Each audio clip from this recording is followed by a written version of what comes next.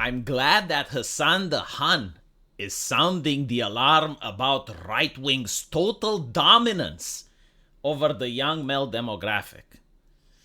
Goodness gracious. If you're a dude under 30, you see it in your group's social feeds every day. So far, the progressive establishment has failed to invest in creative solutions to compete. Okay, so let's see what this is about. There is a massive amount of right-wing radicalization that... What does right-wing radicalization entail? I mean, are they like super right? Or are they so convinced by the right that they become bigots and they're unwilling to listen to the good points that the left is making? Like, what does radicalization really mean? It seems like it's a word that's supposed to make you feel afraid. It's like it's bad. that has been occurring, especially in younger male spaces.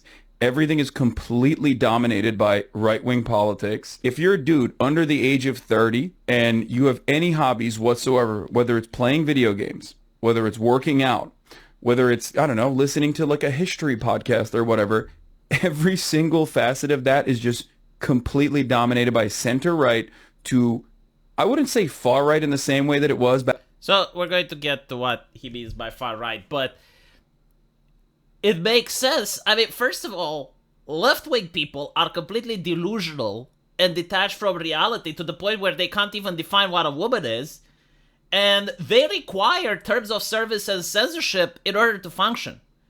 I know this is difficult to believe, but like less than a decade ago, most of the internet was uncensored. Like, you would join a group about video games or something like that, and they had like a couple of rules about don't disrespect people, don't disrespect the moderators, don't impersonate people, don't scam. But like, other than that, you could talk about anything you wanted. And now, almost every single left-wing space, like for instance Reddit or Reset Era or places that are dominated by left-wing people, require moderation, and usually like extremely heavy moderation, to the point where if you say the wrong pronouns or if you have like a wrong political opinion, they will ban your ass. So this is them trying to fight against reality. Like they're trying to impose the idea that all people think like them because they have these spaces, but these spaces are like gardens. They're artificially created. They require constant maintenance in order for them to exist.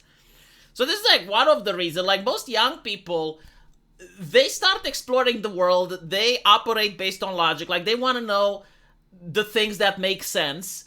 And you have this ideology that doesn't make sense. It requires constant censorship, and usually young people aren't attracted to that. But the second reason is the ideology itself. Like, it offers absolutely nothing to men. Like, there is nothing there.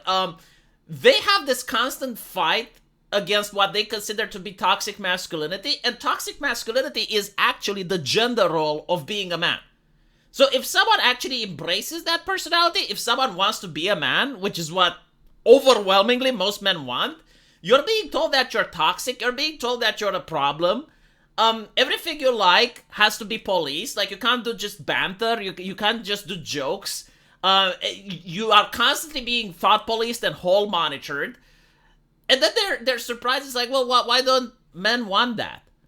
And you even look at stuff that men like for instance, video games. Video games nowadays are filled with LGBT flags and shirtless men. But all the female characters, they are made ugly on purpose. They're made into like hags. Usually, like, you have like these 45 to 65-year-old hags, and they have like manly chins, and they have like the most toxic personality imaginable. And this is in almost every single AAA video game. Like, they're actively attacking men, and this is part of the inclusivity ideology, right? So like, in order to make like a fringe community feel included, they're willing to give the middle finger to every single man. So, like, if you're into the male gaze, no, that's demonized, that's bad, that's evil. Like, you are being treated evil for who you are.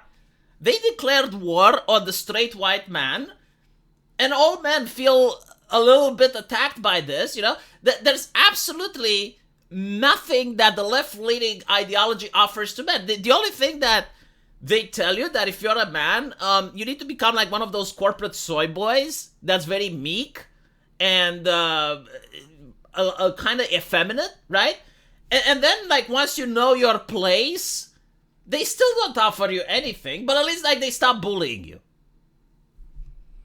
I wouldn't say far right in the same way that it was back in like the 2016 era at the end of like Obama's administration, but like definitely center right to Trumpian right, like openly Trump right, not like genuinely neo-Nazi. I'm actually surprised that now Hassasn is saying that Trump is not a neo-Nazi, right? Like we downplayed it a little bit from that, and we're like into the more of the reality end of the spectrum.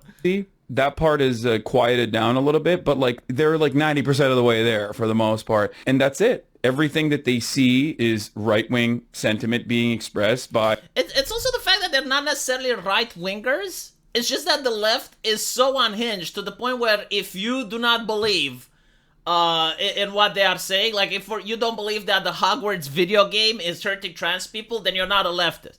I mean, for the love of God, you know, Anna Kasparian goes on and talks about something that really upset her, which is the fact that they caught a criminal, I think it was in New York City, and the guy chopped up another person into 4 parts and hid them around the city. There was so much blood in his apartment that the police officer said that the place is unlivable now.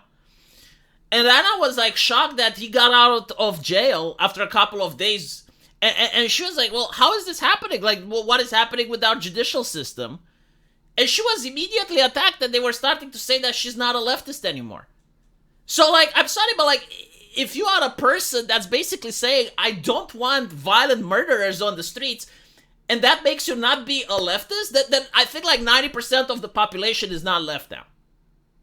And it's not just the young men, but it's even women at this point that are looking at what the left is saying, and they're like, no, absolutely not.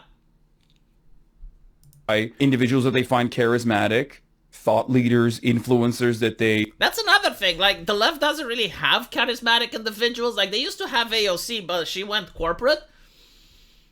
And most of the people that the left have are, like, artificially promoted. They're, like, plastic people. You know, they have a PR team, and it tells them, like, how to do, how to act.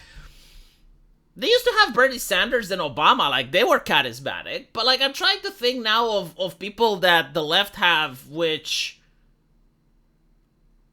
have, like, this level of magnetic personality. And I can't think of it. I mean, for fuck's sakes, they chose Kamala Harris, right? I mean, that's bad when the person you get to choose to represent the entire party is Kamala Harris. Her vice president isn't any better either. Yeah. Let me know what you guys think about this, and I'll see you in the comment section. Take care.